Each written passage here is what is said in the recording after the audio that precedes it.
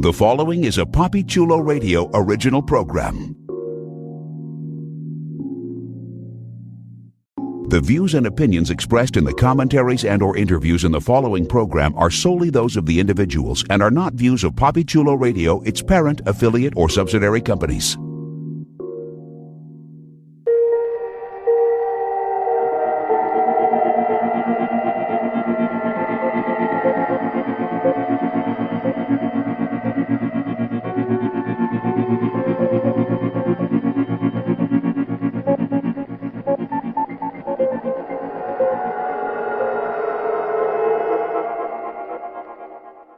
Welcome to Are You Afraid? Double Feature, Part 1, Red Tide, brought to you by KPCD 666, Cape Radio, a PapiChuloRadio.com original series, Papi Chulo Radio, celebrating a decade of podcasting excellence. Today is Thursday, September 2nd, 2021, and I'm your host, Jeffrey Arauz. During this podcast, we'll be having an in-depth discussion on FX's American Horror Story Double Feature. Please welcome my co-hosts, Odina Gonzales. Hi. Priscilla Rocha. Hey, everybody. And Vinnie Hatcher. Good evening. So there we go. Somebody came prepared. Love it. I couldn't find any quotes, so I went with the, creepy voice. There you go. That is true. Well, we didn't have our girl. And as much as y'all talk shit about her, she's quotable. I'm just saying. I mean, we had some, but I usually find a list because I was looking for Ursula quotes because they were the best. Oh, yeah. We did have our new girl, apparently. All right, so let's jump into our recap of Season 10, Episode 3, which was titled Thirst, and aired September 1st, 2021. Here's the official synopsis of the episode.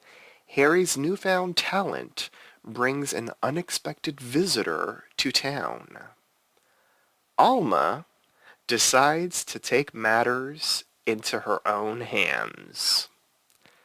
Short, sweet, as Belle would say, straight to the point. And yes, it all happened, but there was so much more. So let's talk about this, and let's talk about the intro to the episode. So we pick up, I was about to say we see, but we pick up moments after Doris finds Alma chewing on, what was it? What did they say? It was a rabbit? Chewing on a rabbit. She is getting cleaned up. Doris is freaking out. May I just say that there are two running gags on this show that I live for. Number one is Doris's obsession with Lyme disease. And number two is every time anyone learns that Harry's a writer, they ask him, what have I seen of your work? I mean, it's just, yeah. It always makes me laugh. The Lyme disease one is really ridiculous, though, because she's so hella over the top about it. So more Lyme disease conversation is being had. The chief ends up showing up. Chief Burleson wants to question Alma, but then all of a sudden, all of this commotion leads to false contractions from Doris. They go to the hospital. She has to stay 4 to 5 days. And then we get a big conversation in the car home. Harry has told Doris, I'm going to take Alma, we're going to go to New York, this, that, or the other, but it was all a ruse just to calm her down and so that Harry can get the 411 on exactly what Alma has been up to. There was a little knowing look earlier in the episode between father and daughter, but there was a whole lot of talk in that car, everything from Alma saying, everyone else could disappear, it wouldn't matter, and her basically saying, maybe we should ditch Mom. She's not that great. She's kind of lame. Let's talk about this.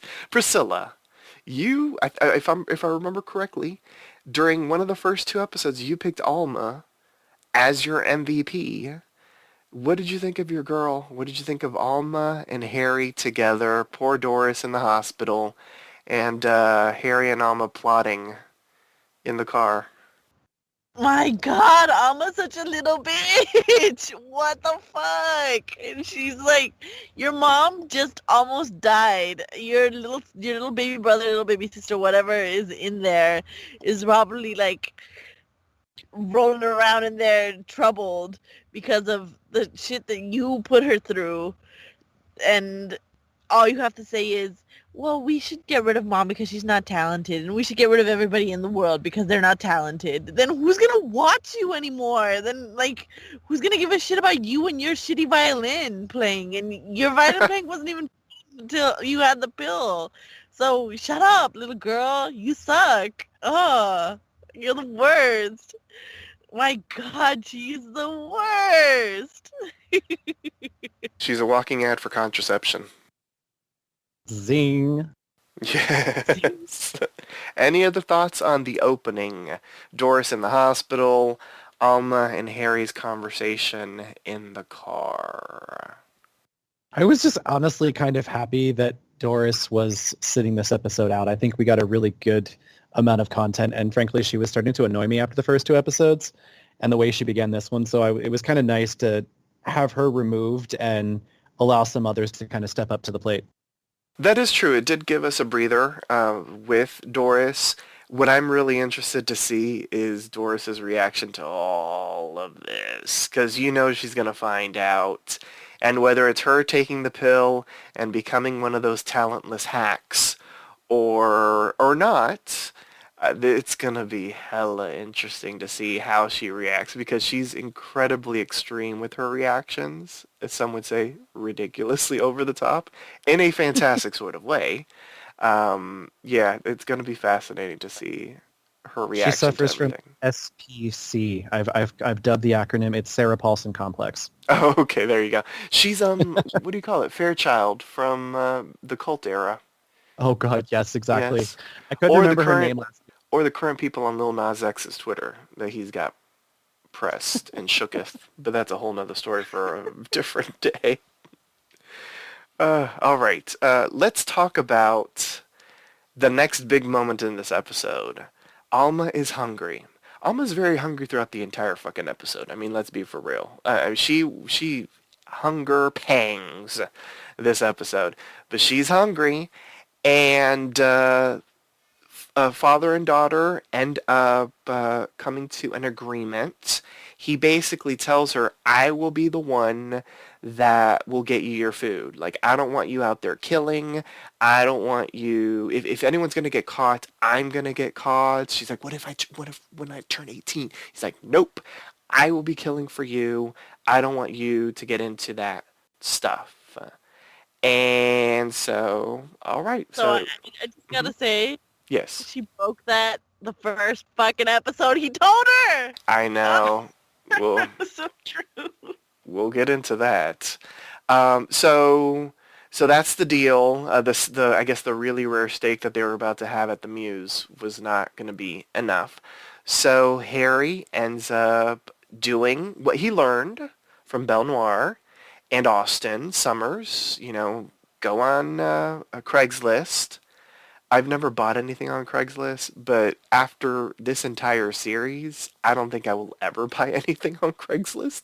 Literally, dumb Craigslist is a cesspool. Yes. It is. It's very.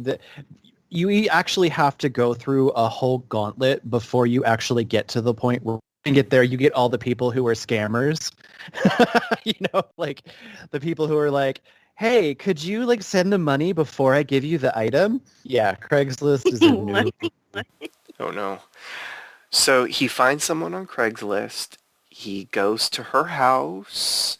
You know, she offers fellatio, because I guess that's one of the perks of Craigslist, right? And he ends up getting knocked out, chained up in the basement.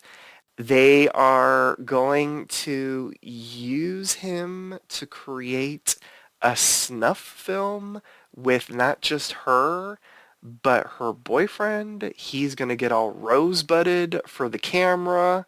He's going to get killed, but they did not expect his fangs. And he ends up murking both of them. I'm gonna let you bleed out. And there's Alma's dinner. So let's talk about this. Let's start off with Vinny, our Craigslist expert. Well, before I get into it, I do want to give the listeners one disclaimer. If you are not familiar with what a rosebud is, I highly recommend against Googling it and looking at images, unless you want to be absolutely disgusted. Um, this scene was very visceral, and it was actually kind of cool to see him go on the hunt, as it were, on his own. Because I felt like Harry last episode he had a little bit of an evolution, but that evolution had a wrench thrown in the gears. This one, because Alma went against his wishes and, she had the pill. So it gave an interesting juxtaposition of he was just starting his journey. Now he's got to take on the responsibility of this ravenous 9-year-old who is a complete and utter megalomaniacal bitch. And so I really thought Tell us how you really feel. Yeah, right. She reminds me a lot of Claudia from Interview with a Vampire, honestly. Oh my god, yes. Right? Like I kept waiting. I want some more. But no, this scene was very unexpected. One of the things that we mentioned in the very first episode is how there's a lot more of a return to the dark roots of the series, and we mentioned, so I think we got our comeuppance when we said that this season did not seem to be relying on sex as much, and boy, did we ever get it, because this scene was very clearly, I think the quote where she's like, my boyfriend's got a 10-inch dick and he's going to ... I literally sat there and was like, well then, okay. You know what's funny? I'm glad that you mentioned that, because at the start of the episode, when they do the little, in this episode, there will be, and it was like language and violence, but they didn't include sex. And usually they include sex when there's sexual dialogue. And I was really surprised it didn't have the warning for sex. Because something that I was like, okay, so we are getting back to the roots, but not getting back to sort of like the kinky sex roots. And, well, we didn't see the kinky sex, but we certainly knew exactly what was going to happen to Harry. Yeah. The whole scene was just, caught me off guard, to be quite honest.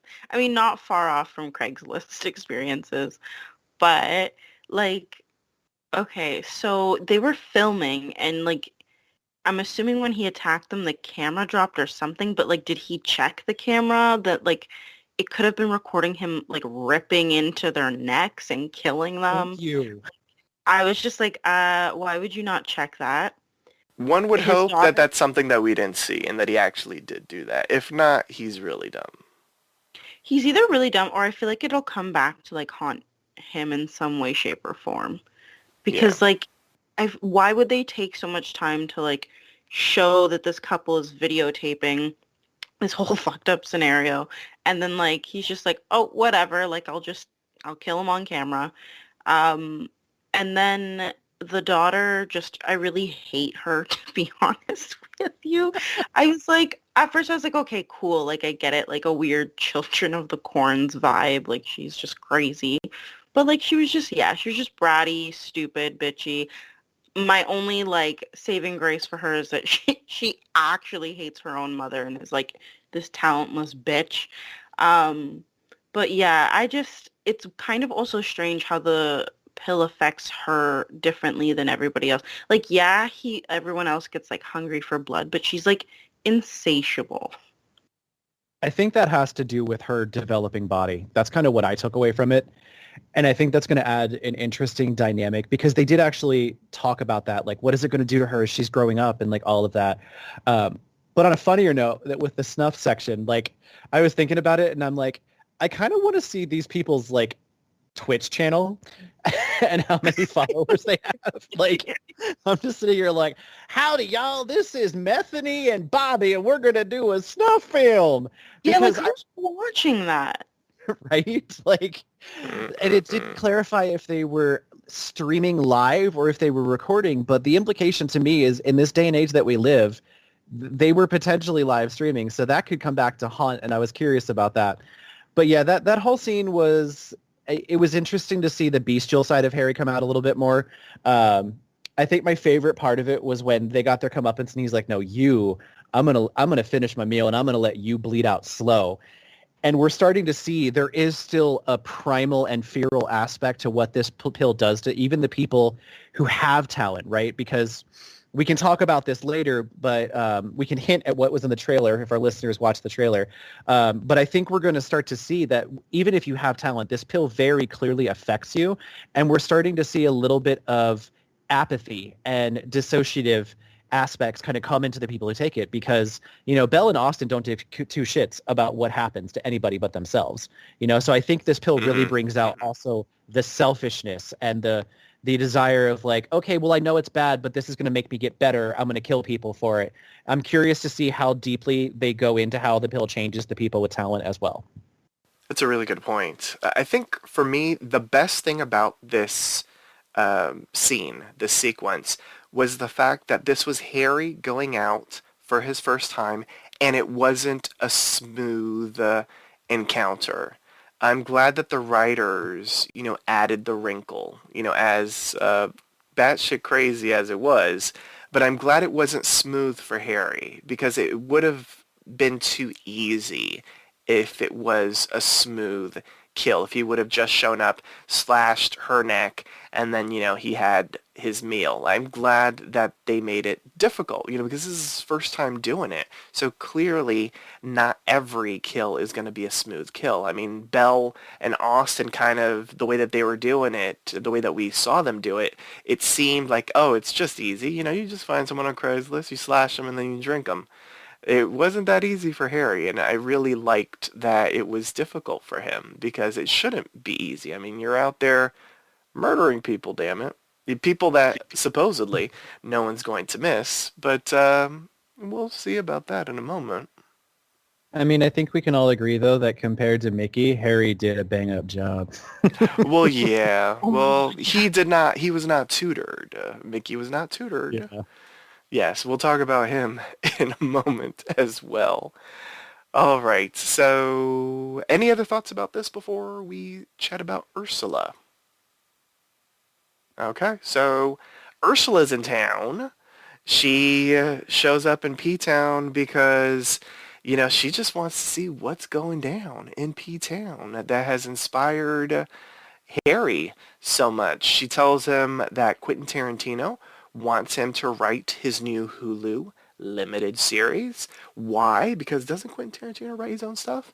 And it was because Tarantino basically says that, he's married, so, he can't really do everything that he does to, get the creative juices flowing. And she said that Harry would know exactly what that means. So, yes, so Ursula is sticking around. She is staying at the local inn.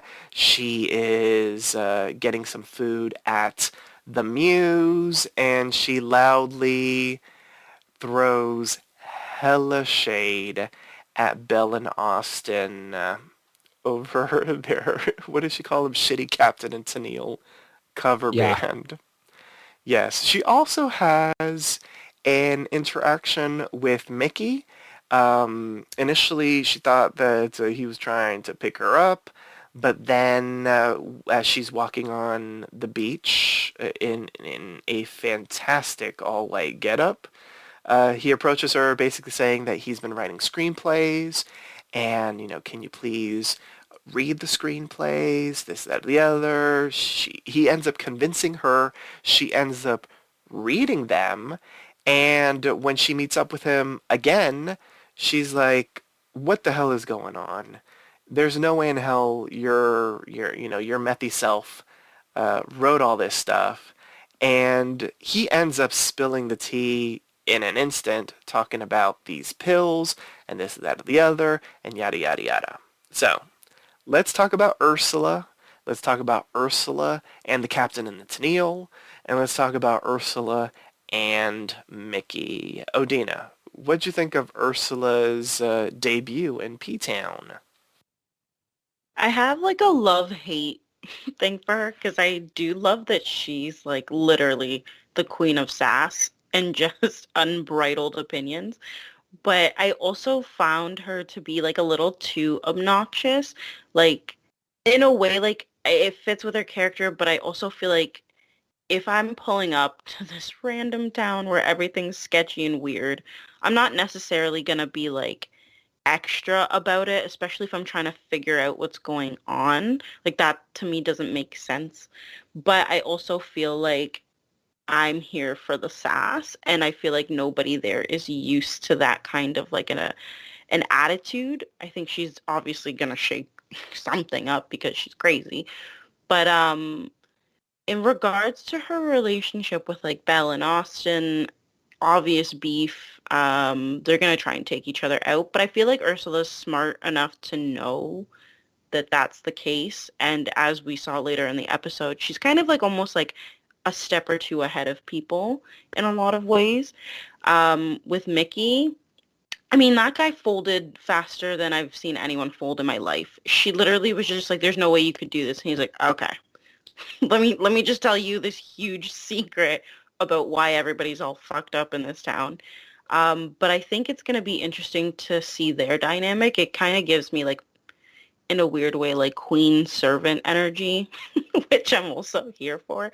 Like he sits there trying to like kill her in a bathtub. She's like, "No, you're not." And he's like, "No, I'm not." So I don't know. I liked her, but at the same time, I'm like, I just wish they would tone it down a little bit. Oh, see, I wish that they would pump it up. I'm the complete opposite. No. In my Oh, opinion, this is Leslie Grossman's best character on Yes. AHS, period. The snark, the cunning bite in everything that she says, the shade, the reads, the energy, the I don't give a fuck attitude, everything was fantastic. Yeah, oh gosh. I just found her captivating in a spectacular way. Any other thoughts on Ursula? Ursula, her shading Belle and Austin, Ursula's initial meetup with Mickey. I will say that when she said to him, you have a better chance of me fucking you than signing you and I'd have to be in a coma to do either, I literally just laughed out loud. It was just her delivery of every single one of her quips was literally razor tipped. It was, I agree with you, Jeff. I wanted it turned up. Like, I absolutely love the fact because this is everything that we got in the flash forwards in 1984 when she was revealed to be bad but magnified. She was serving us like classic, like super bitch from the old like Dynasty and Dallas and all those over the top. But I think what I really admire about her is that we're seeing what entertainment that industry does to people without the pill. Like, you know, she's obviously an agent, but she's not creatively talented.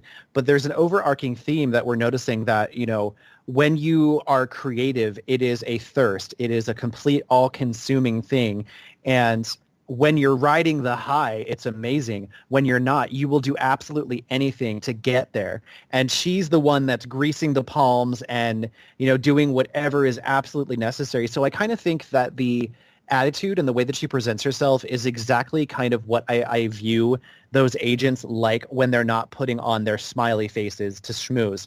They're heartless, they're cold, they'll do whatever they can to get their clients ahead while also thinking of themselves and all the money that they could make. I think I agree. She's going to shake things up, and I think this is going to begin to maybe head us towards things blowing up and getting really, really crazy. Mm-hmm. I just also wanted to chime in. I did love her read on Henry because when she was talking to Mickey, she was like explaining, I guess, the tiers or the level uh, in which creatives, I guess, operate in. And she was like, there's the like Quentin Tarantino's, then there's like the Henrys that like write mediocre or subpar, and then there's you. So like, I think I'll agree with you on that, Vinny. I think like she's very like adept at being able to pick up on things maybe because she's been in that industry, like she knows the talent level at which Henry was like operating at. So for him to go from like there to like all the way up to the top made like little to no sense to her anyways. Yeah. Odina's throwing so much shade that she's calling Harry Henry. Sorry. It's okay. I don't like who names their kid that, but anyways, no Yes. offense to any Henrys out there. Or Harrys, whatever one. Yes. Love it. Love it. Yeah. What's her name? Leslie Grossman. Yes. Leslie Grossman was so fantastic in this episode. I legit thought that she was gonna die in this episode, and I was like, shit. In my So mind, did as I'm watching I. this, I was like, please don't tell me that this is just the episode where she's gonna come in fantastic, redonkulously over the top, and they're gonna kill her. So I was very worried for her in every scene that she was in. I'm like, she's wearing all that white on the beach. It's a perfect canvas for blood. I was worried. I was worried. I was I'm worried. so glad I'm not the only one who had that thought about her outfit. Yeah, I was very worried. Yes, and that scene from the beach. I don't know if anybody remembers, like the famous photo from that was like teased. That was like a teaser for the season on social media. But Leslie Grossman and like the AHS accounts actually posted a picture of Leslie Grossman and Macaulay Culkin on the beach in their little outfits. So I remembered that, and I was like, oh yeah, that's when they took that picture. Yes. I also like the little reference to, I mean, they're in a town by the ocean and her name is Ursula, so I choose to believe that's a nice little Easter egg towards Little Mermaid. A little Absolutely. siren. Yes. Mm-hmm. Let's wait and see. So let's talk about Mickey and his first hunt because, well, this episode is called Thirst, and everyone is thirsty in this episode, including Mickey. He goes to the Dick Dock, and there's a compatriot from the dock. And let's just say it is not the smoothest kill ever. I mean, dare we call it pathetic? But I Cue the will. Benny Hill theme song. Yeah, it was a lot. And I mean, well, let's just say this. Mickey does end up getting the deed done. So the deed is done. Mickey, has brunch, whatever time it was. He has his meal. But there is a witness, and the witness is an AHS alum. It is Dennis O'Hare playing Holden Vaughn.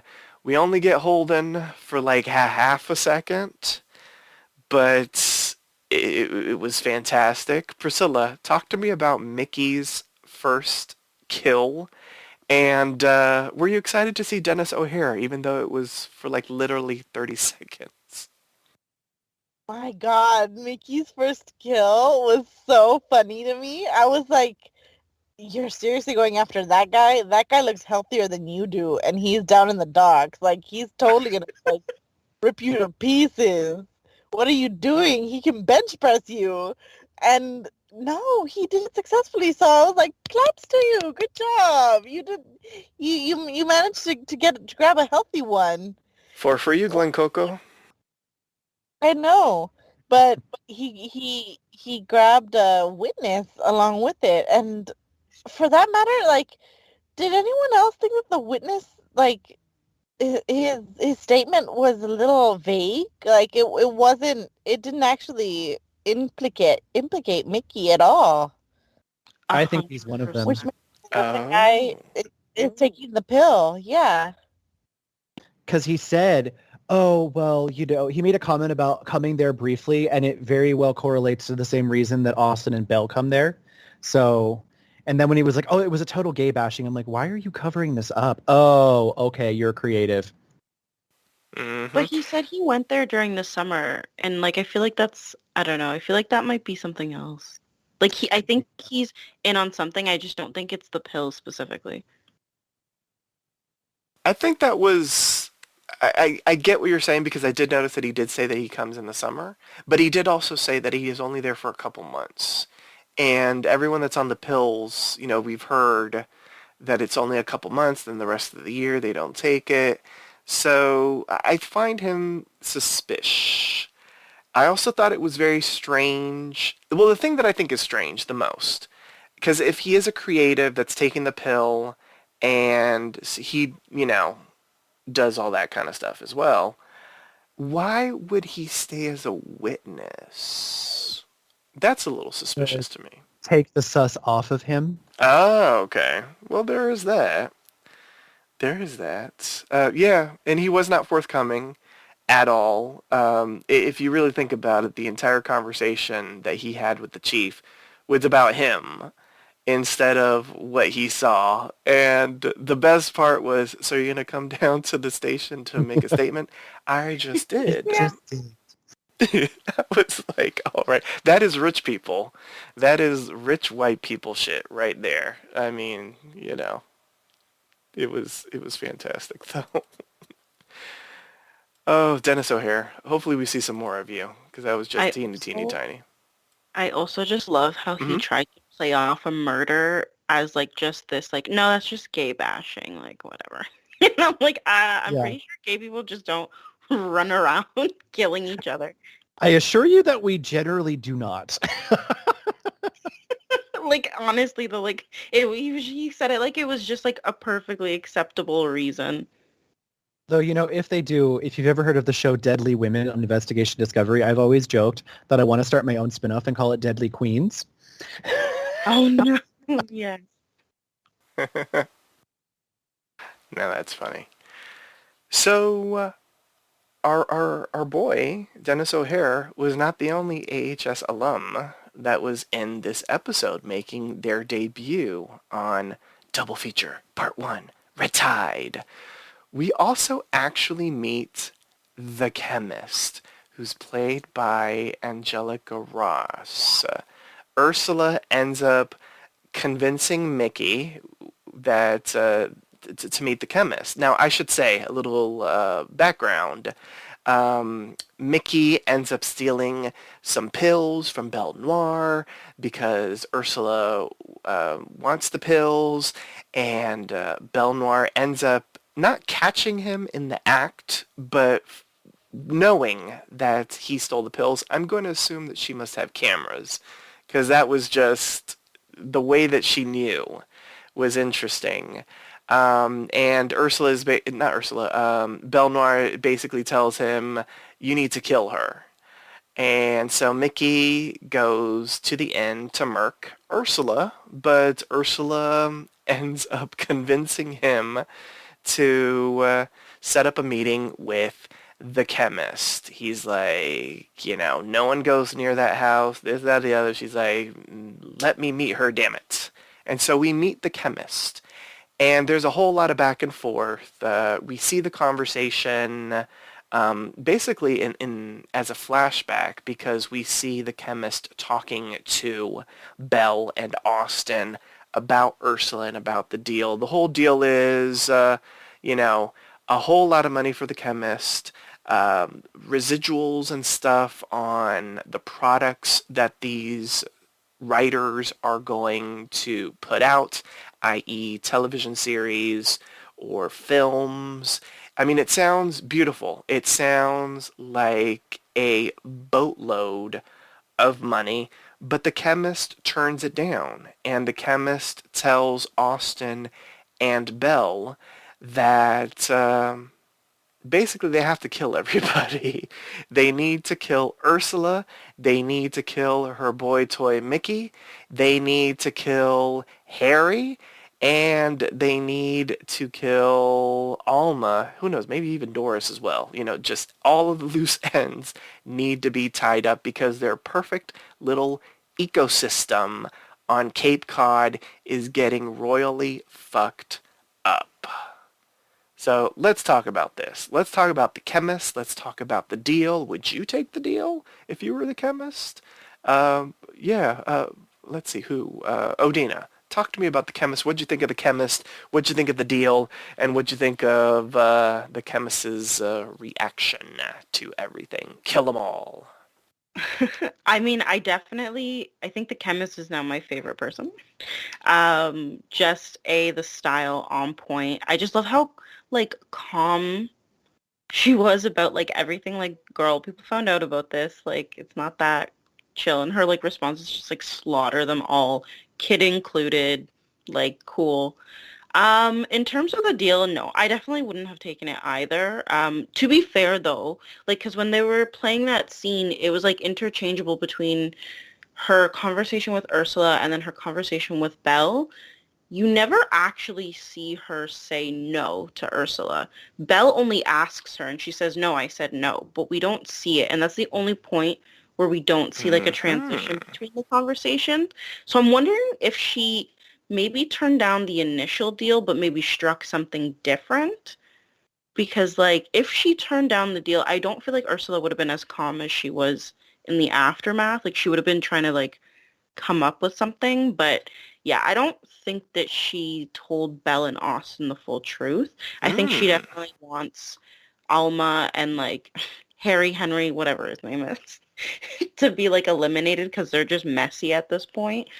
But I definitely liked her. It's intriguing because she even said like even if the pill goes public, they won't be able to tell how I actually make it. So like that also makes me curious. Like so it's not even just about like what's in the pill, it's like how it's made. So like I'm curious as to like what that requires as well, which could also tie in to the whole siren thing. Like does it have to go undergo a specific process? Like it just made me think a lot, but all in all, I really like that character. I would not have taken Ursula's deal, but I feel like that's not the last of that conversation or even just like the full extent of it. Okay. Very interesting. Priscilla, your take on the chemist.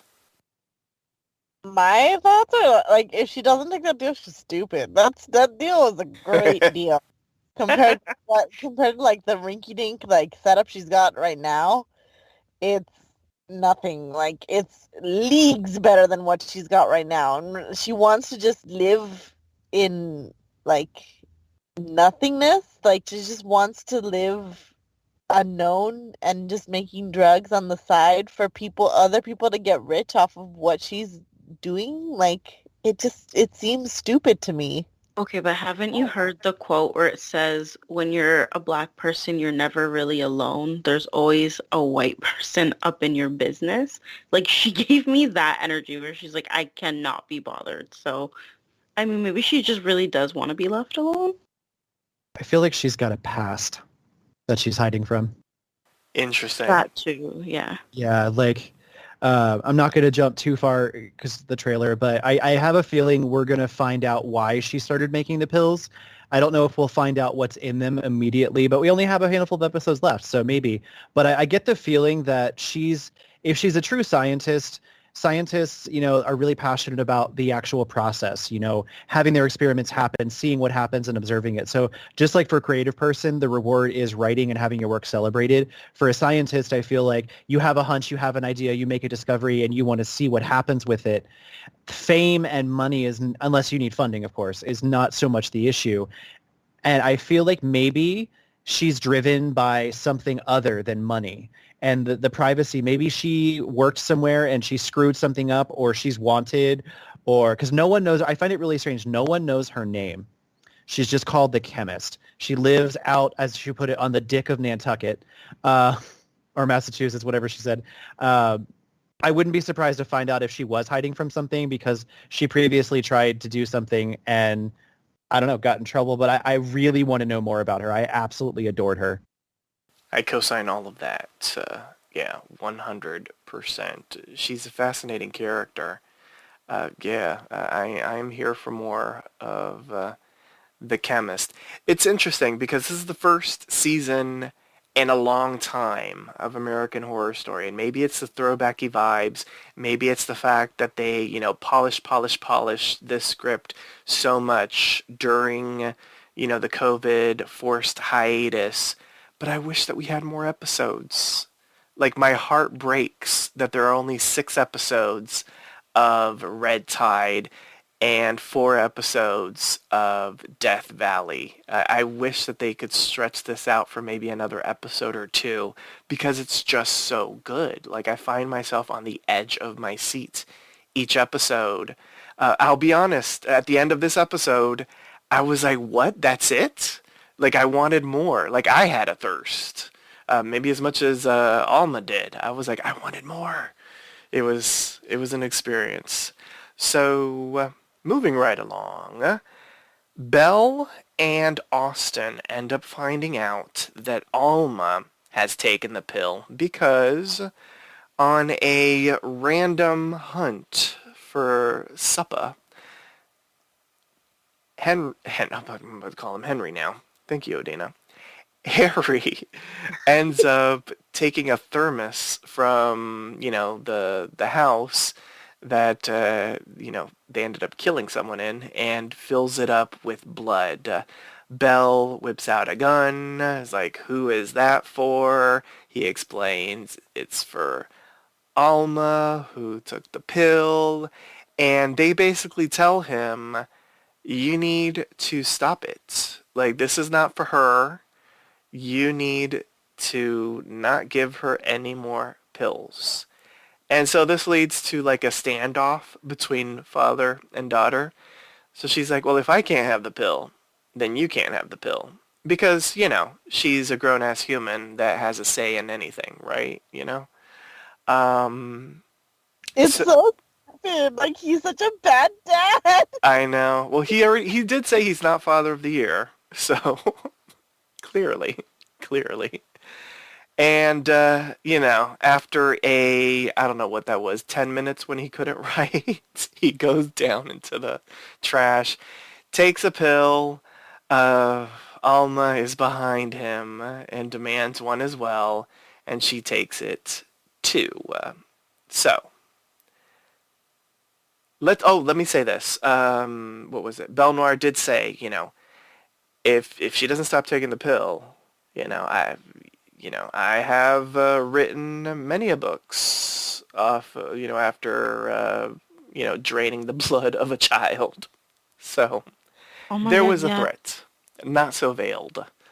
Let's talk about this before we talk about, because we are about to get to the major thing that happens at the end. Any opinions on Belle Noire Austin finding out that Alma is on the pill? That just sounds very different than what I'm saying. I definitely do. One, I think that again, I think there's a difference between like, I mean, for obvious reasons, there's a difference between like a kid taking the pill, but I feel like it's something more than like just, oh, like she's growing. Like I feel like this is gonna be such a lame reference, but anybody who's seen the Twilight series, like you Really? know how like in the Yes. last end they like tell the family, the Cullens or whatever, like you can't make immortal children because they're like you can't control them. I feel like that's the vibe that I get where I'm like she really can't be controlled. Not that her parents are trying, but like even if they did try, like she and again it's almost reaffirmed how like this episode ends. Like she just genuinely doesn't give a crap about like controlling or concealing even when her father's told her like I will bring you what you need. She just doesn't care. Like it just seems more like it promotes bloodlust in children. Like I don't know how to put that. Also Yeah, bloodlust. curious to like because Belle for I mean we've seen her take a baby and do God knows what with it, like act like it's a Capri Sun pouch, but like I wonder if that's another thing that could play into it, like because like Belle did say that like it tastes better or it inspires a specific type of creativity in her when she like eats kids or babies. Like I wonder like I don't know, I just feel like there's something surrounding these pills, bloodlust, children, that kind of stuff. How very QAnon-y of you. No, don't say There, that. I am if very you have back. no idea what I'm talking about, then you're better off because there's a whole thing. Talk about batshit crazy. Okay. Does anyone else have anything to say without talking about the end about what we were just discussing, or should we just move into the end? Because I know we all Let's have move. opinions about the end. All right, so let's talk about the end. Well, before we get to the end, I will say this. So I did rewatch the first two episodes over the weekend, like I said I would in the previous podcast, and I had all these theories that I was gonna like share with all of you during this podcast to see if you guys agreed with me about it. And in this episode, like both of the theories that I had actually happened, but not in the way that I thought was gonna happen. See, I thought Belle and Austin were going to get to the point where they realized that they were going to have to kill Harry, because I thought he was, after what we saw in the previous episode with the sort of like the messy killing at the Dick Dock, I thought he was going to just be really reckless with his killings, and that was going to force them to have to kill him because he's messing with the ecosystem that they've created there in P-Town. Now, clearly, they are going to have to kill him because the ecosystem has been messed with, but it wasn't for that reason, which we will be discussing right now. So, at the start of the episode, we see the police chief. She was going to the home because of what neighbors had said, that they had seen Alma with blood on her face, and Doris was taking her home. There was that murder at the Dick Dock that was found, and there have been murders up and down the coast, and so, she's hella suspicious about this family. Not necessarily, Alma, but maybe it is Harry or Henry. And so throughout the episode, we see her, investigating all these killings and this, that, or the other. At the end of the episode, Harry is going to visit Doris at the hospital. And I feel like we should put all of that in air quotes because he was taking thermoses. So I'm assuming he's getting a meal for, well, no, I can't say I'm assuming because we hear Alma say, "I'm hungry." So he's off to get a meal for Alma, and Ursula is playing babysitter. But she's going upstairs because she needs a nap before they play some gin rummy. So Alma is downstairs. She's alone. We see the chief outside. She is, being stakeouty, and she ends up knocking on the door, ringing the doorbell, whatever, and she has a conversation with Alma. And she's basically like, I'm trying to figure out what's going down. I feel like I know what's going down. And, I understand it's not your fault, but maybe you know a little something, maybe we should talk about this. But before they can talk about anything, Alma stabs her in the neck. She lets the chief bleed out in the living room. And the next thing we know, Harry is back.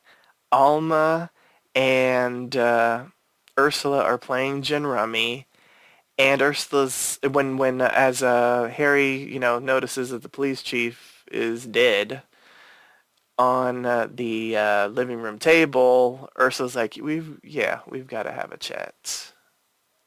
Brum brum brum. So let's talk about this now. May I say, one of my theories over the weekend was that the police chief is gonna die. And I didn't think it was going to happen in this episode, but I knew she was going to have to die. And I know that we kind of talked about the chief last week over the course of 2 podcasts, and we were kind of fixated on our first impression of her, when she was talking about like the junkies and the home invasion and that sort of thing. And she seemed a little blasé about stuff. But after rewatching it, I was like, she does ask a lot of interesting questions, and I was like, her already starting to ask questions was gonna lead to trouble for our blood-sucking people. So I knew that she was gonna have to die. I thought Harry was gonna be the one to kill her, in a moment of hunger, or maybe she asked a question and Harry was gonna kill her, and that was gonna be what sort of threw off the ecosystem, and that was gonna lead to Belle and Austin having to kill him. This came out of nowhere, and after what Odina said, it makes 100% sense. She's a child. She is a petulant child, an impulsive child, and she isn't thinking like an adult would about the consequences. This is the stupidest thing that could happen. You kill the police chief? I mean, killing random junkies, you know, you would think no one's going to care. In this episode, the police chief basically says no one thinks they're going to care, but they do have family members, so someone out there cares. But the police chief, this is a big death. This is something that is, I think, going to be incredibly difficult to hide. And oh God, this is just, I can't even believe that this happened at the end of this episode.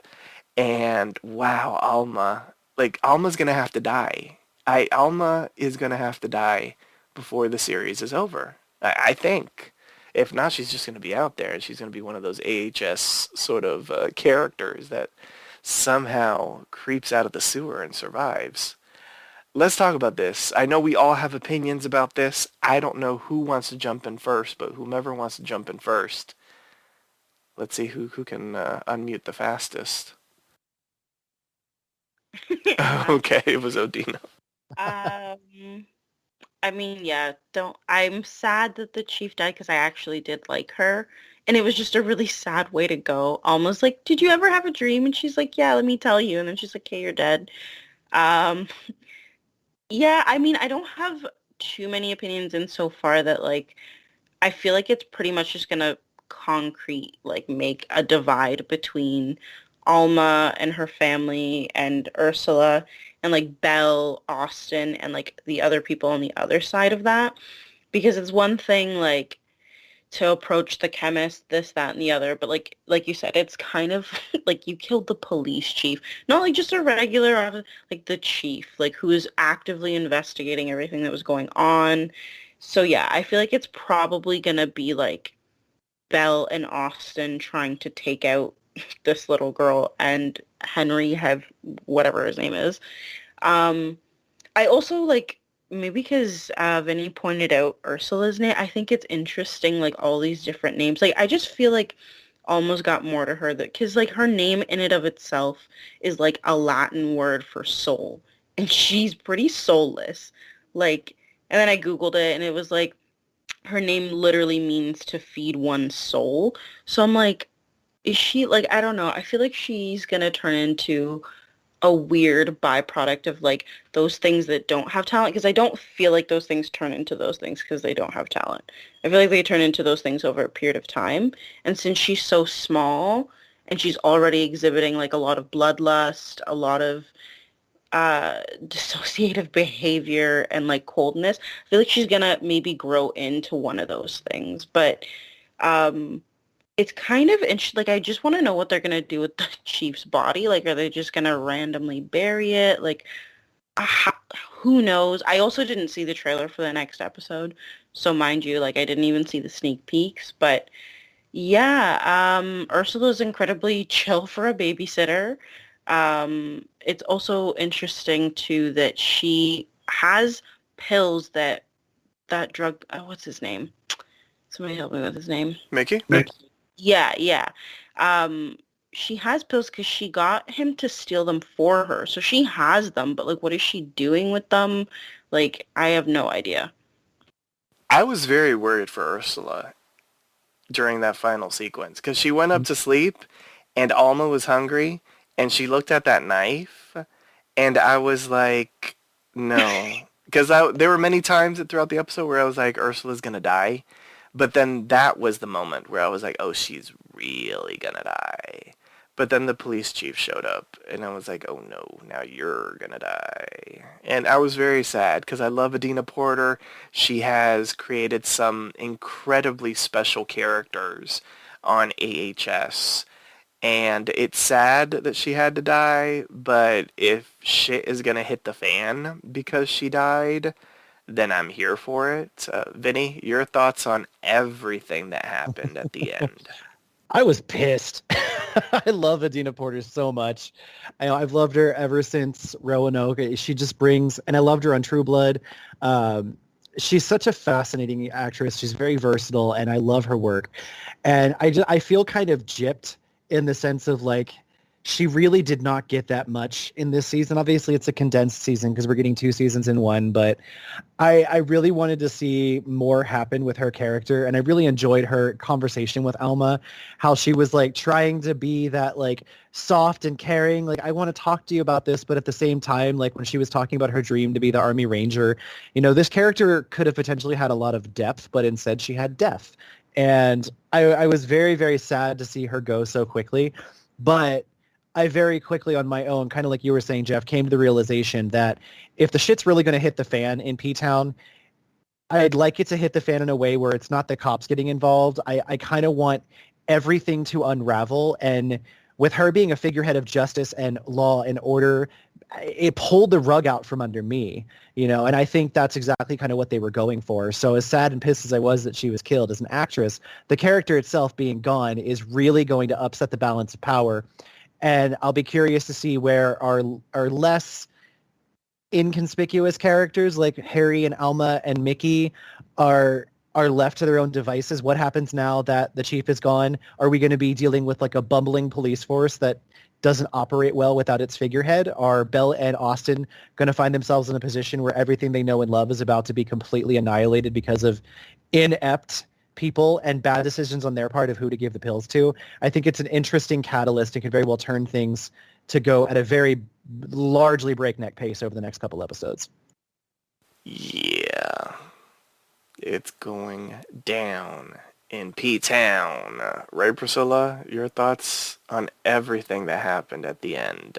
God, Your Alma's girl. such a stupid little girl. She's your girl. My God, why did she stab a police officer? And like, why was she almost spilling the beans on everything that they were doing in the first place? Like, she was like, haven't you ever had a dream? I'm like, no, bitch! Stop talking to this police officer. Stop letting her in your house. You don't have to let her in. I What the think hell? some of that was the air superiority that we got earlier in the episode. They can't they all just disappear? It's that mindset. It's Oh, also, I think, like and it goes back to the whole, how is this affecting her? Like if you think of yourself at 9 years old, children at that age and younger, they're very much not good at subtlety and tact. They haven't learned how to navigate the halls of being mysterious and knowing when keeping a secret and being vague is important, because that comes with adulthood. So that's another huge drawback to her taking this pill. It's like, how many times have you heard of a kid saying something really embarrassing at a family function because they have no filter? I think that plays into it as well. That is true. I had a little cousin who was like 8 or 9 who basically told me what my Christmas present was, without even realizing that he was telling me what my Christmas present was. And I was like, in my head, I was thinking, did he just tell me what him and his mom got me for Christmas? And I was like, yeah, he just did. I was like, okay. I'll When I keep that was a to kid, myself to not embarrass him. when I was a kid, we had these neighbors that were rich, and my mom really did not care for the wife of the guy. And I was like 8 or 9, and I was over their house because I played with their kid. And I remember she asked me, she's like, "Oh, how's your mom doing? And do you guys talk about us at all?" And of course, I was like, "Oh yeah, she calls you a fat cow all the time."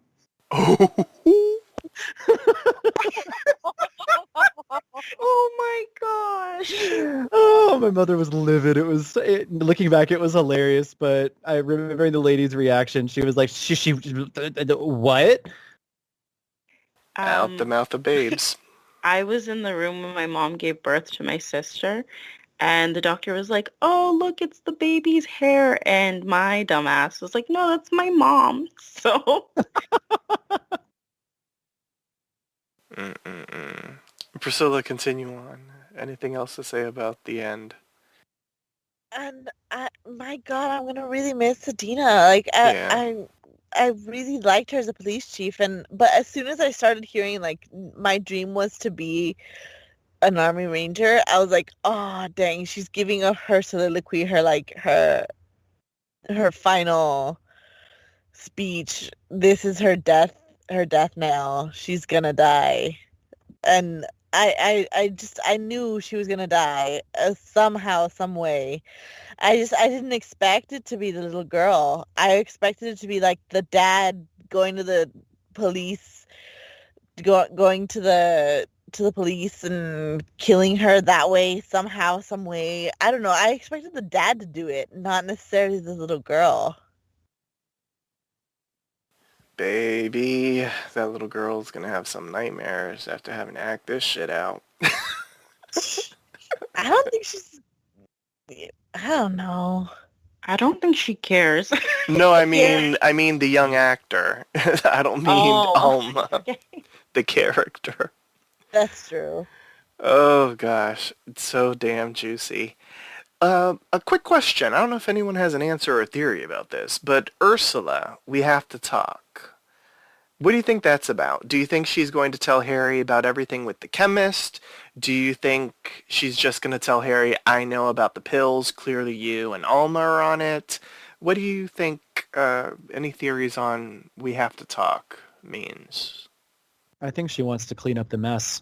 She's been Oh. exposed to something that could potentially make her millions, and unfortunately, I mean, she's obviously someone that I think doesn't like messes. She cleans them up for a living, dealing with her clients. So I think in a way she was seeing these pills as, and she even said, I could branch out on my own.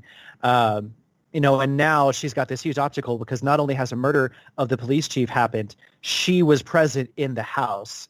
So I think this is going to be going into self-preservation mode, and she's going to probably step up into queen bitch like, no, we need to get a tarp, we need to do this, we need to do that, we need to hide the body, we need to do this. And I'd be curious to see how much she does tell him.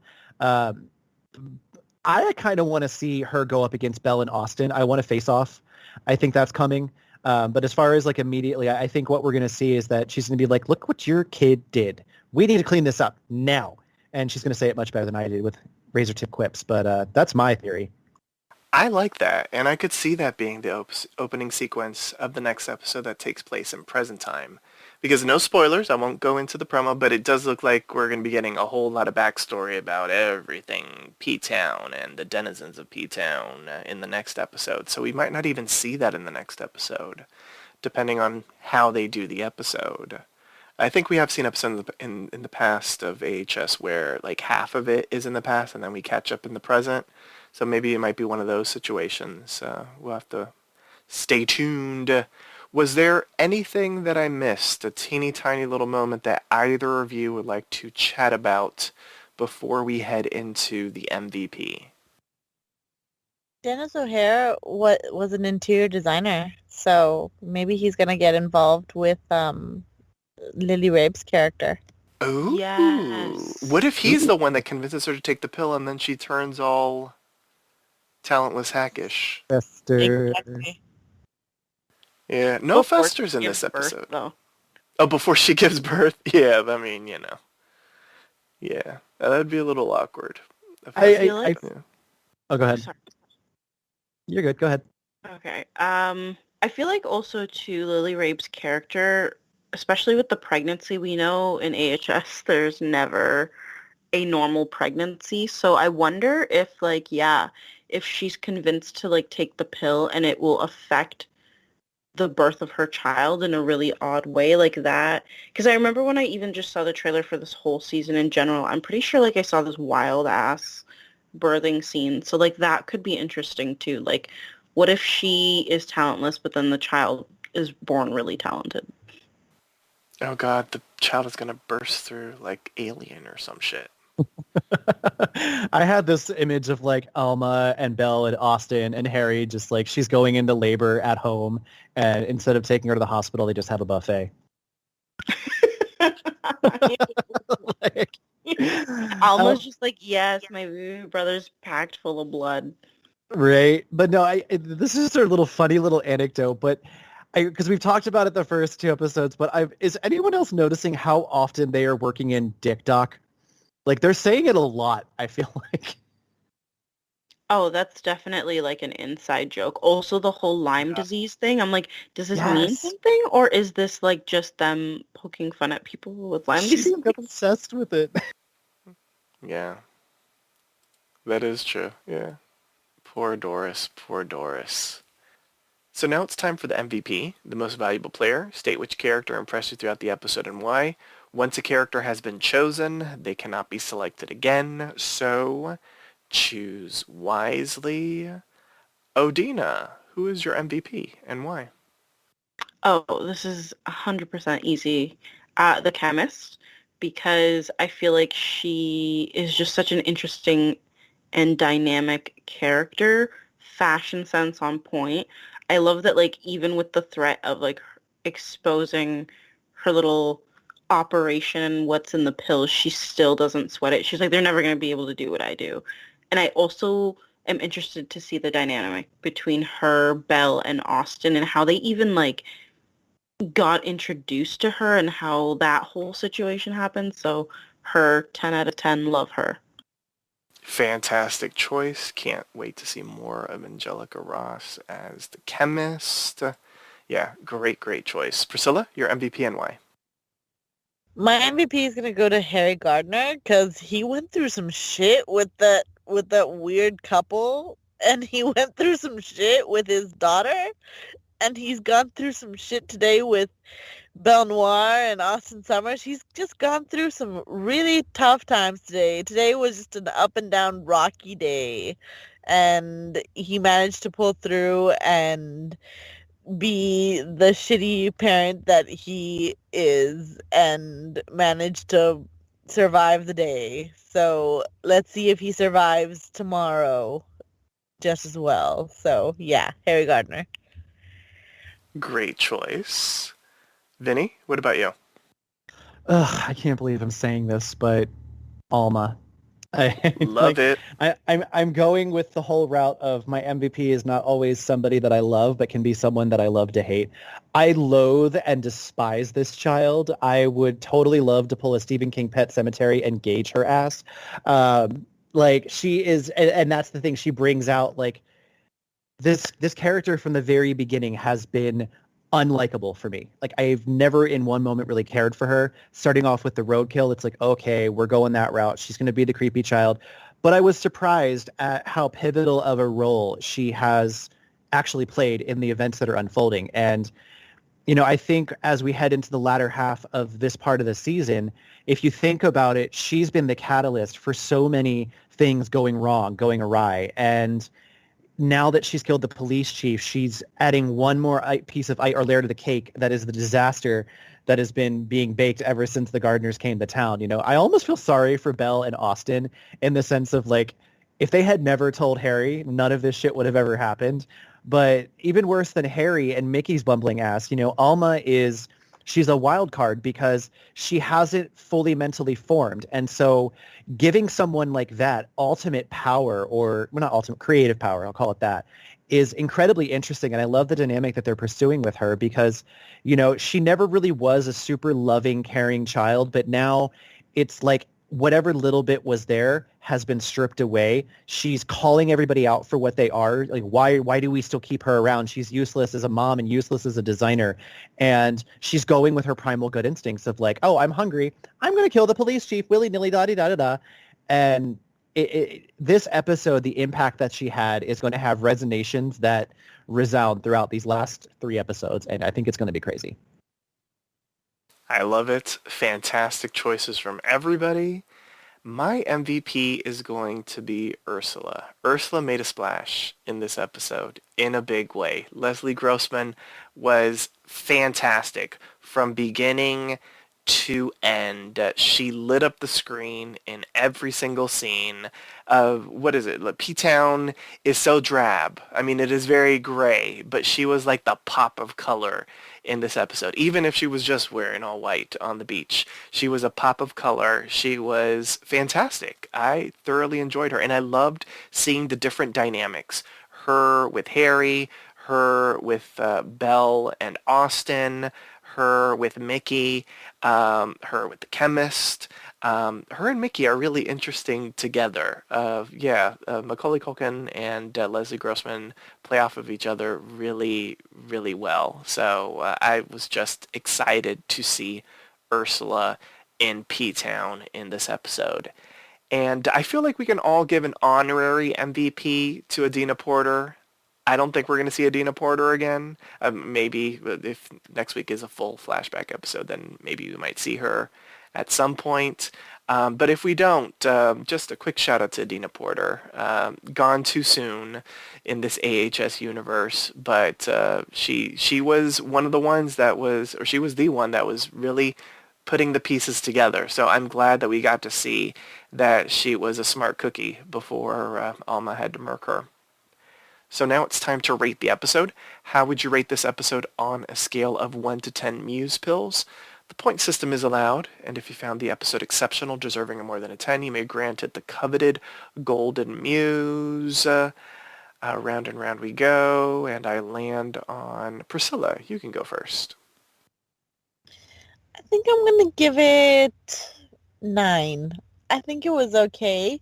I liked the fact that we got to see some variation in things, like seeing Mickey and the Dick Doc, like seeing like seeing the chemist, like seeing Odina getting killed, like seeing the variation of the two Hicks dying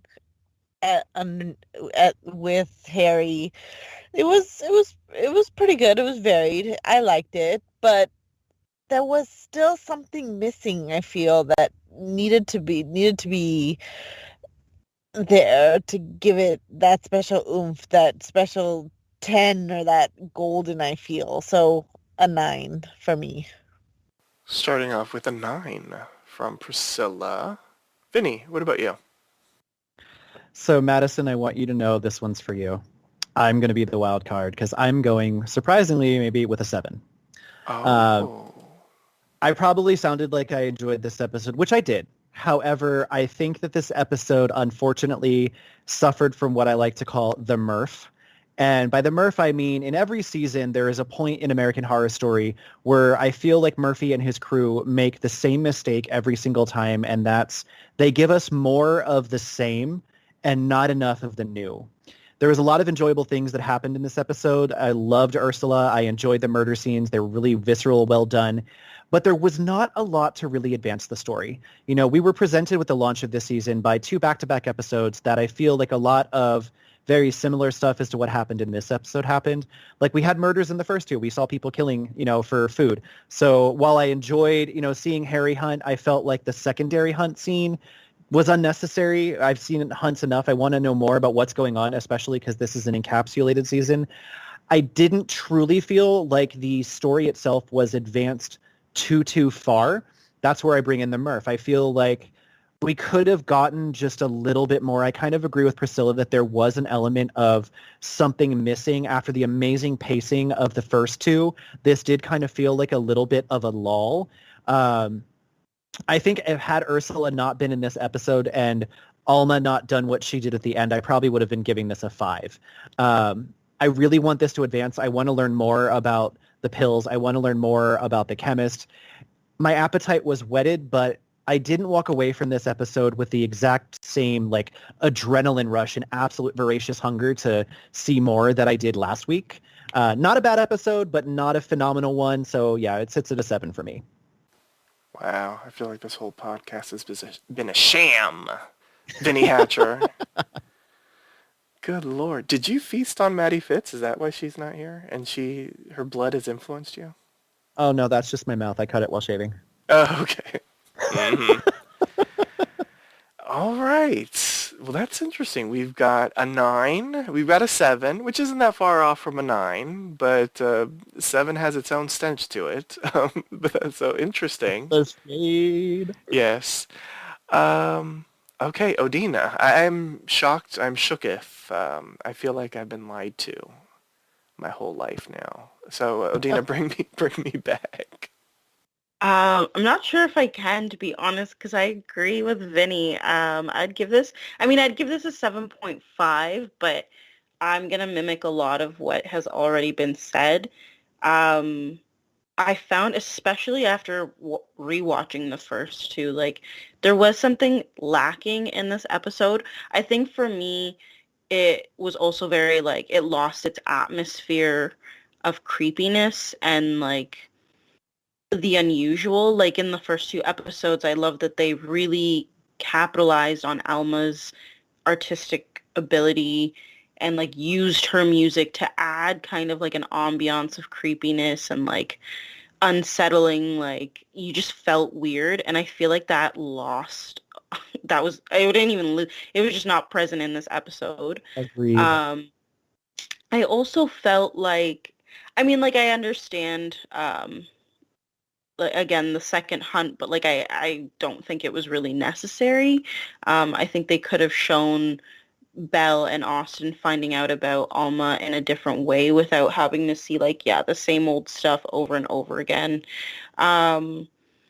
Ursula's character, I have a love-hate thing for her. I think she's interesting. I like that they introduced the dynamic or like the tension between like Ursula's camp, which I consider like Alma, Harry, Henry, whatever, and then like Belle, the chemist, Austin. Like I like that there's an introduction of that tension. But again, like it was, like Vinny said, it was a lot of like the same stuff. A person getting killed on the beach, a person getting killed from Craigslist. I also personally didn't really like that they killed off the chief so early.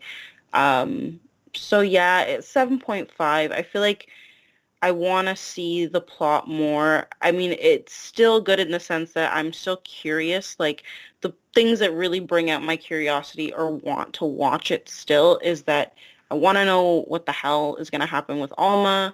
I want to know what the chemist is all about. I want to know about the backstory. Like, that stuff kind of draws me in.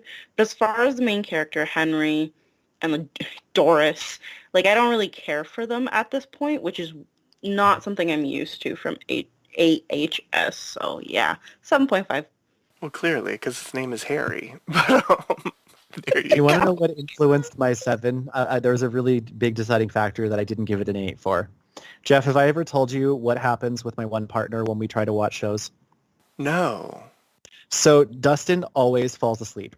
Like almost every single time that we'll like start a show, he will fall asleep and we'll have to stop. Last week, he stayed awake for both episodes. Oh. Like, he was super excited, super into them. And it was during the day that we watched it, but he was about to take a nap, and when we watched it, he couldn't go to sleep. He was hooked. When we watched this episode, he fell asleep about 35 minutes into the episode, or 30 minutes into the episode. Okay. So we've got a 9, we've got a 7, we've got a 7.5. I do agree with one of you, and clearly I feel like y'all know who I agreed with. Priscilla, raise your hand. Virtual high five. I give it... Yes, I give it a 9. It was a good episode. I enjoyed it. We had the introduction of 2 brand new characters with Dennis O'Hare and Angelica Ross. I'm hella intrigued by both of them. A little bit more intrigued by the chemist, just because she was spectacular. We had, as I said, and pun definitely intended, Ursula making a splash in P-Town. She was fantastic. And shit hit the fan in a big way. You know, I loved Odina Porter in all of her roles on AHS. I've loved her. She has been fantastic. She was really interesting in this very different role than she's played before, an atypical role as the chief. It's sort of, really straight-laced type of character as opposed to some of the more eccentric or over-the-top or really intense characters that she's had in the past. And then she died, which was a shock. And she died in the most insane way possible. So the shock factor alone, was spectacular. So I enjoyed it. Priscilla and I are sharing the same wavelength, I guess, tonight, because I will agree. It was a 9. It was a solid hour of American Horror Story, and it is a rewatchable episode. So, on that note, join us next time for a brand new installment of Are You Afraid? Double Feature, Part 1, Red Tide. Here's our announcer to remind you on how you can interact with us. Follow Poppy Chula Radio on social media. We are on Facebook, Instagram, Twitter, at Poppy Chula Radio. Do you have any questions, suggestions, comments, or concerns? Email us via contact@poppychularadio.com. Are you interested in joining the Poppy Chula Radio team as an on-air personality? Email talent@poppychularadio.com. Binge listen to your favorite Poppy Chula Radio programs by visiting poppychularadio.com/archives. You can also download tonight's broadcast and the rest of the series through Apple Podcasts and Google Play. Just search for Are You Afraid? Double feature. And subscribe. Thanks, announcer. My co-hosts, please wish the listeners a good night, starting off with Priscilla. Good night, viewers. Vinnie. Auf Wiedersehen. Until next time. And Odina. Good night. I hope nobody catches Lyme disease. Aw, that's so nice. Thanks for tuning in. Download new episodes of Are You Afraid? Double feature, Part 1, Red Tide, every Friday via Apple Podcasts, Google Play, and the Poppy Chula Radio archives. Good night.